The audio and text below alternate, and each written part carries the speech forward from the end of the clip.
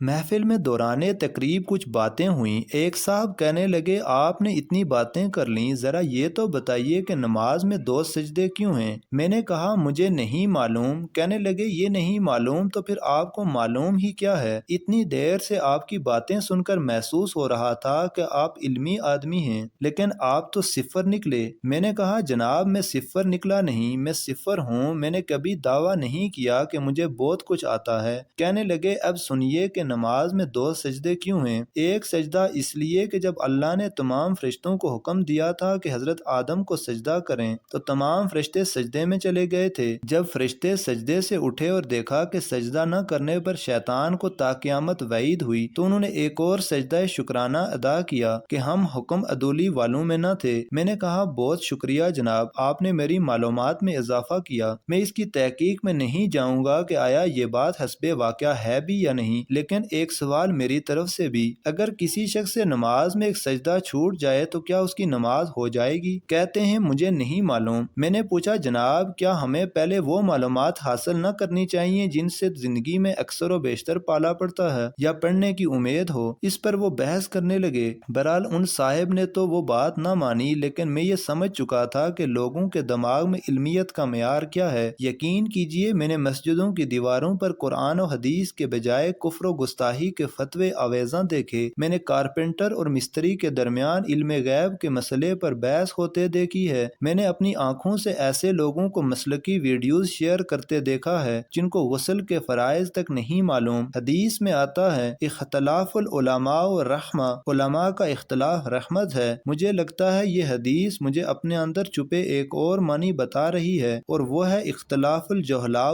زحمہ، جاہلوں کا اختلاف زحمت ہے۔ بھائیو، دوستو، بزرگوں، کیونکہ علم والے جب اختلاف کرتے ہیں تو غور و فکر کے دروازے کھلتے ہیں اور دلائل کے انبار لگتے ہیں، جبکہ جاہل جب اختلاف کرتے ہیں تو بحث و تکرار کے دروازے کھلتے ہیں اور گالیوں کے ڈھیر لگ جاتے ہیں۔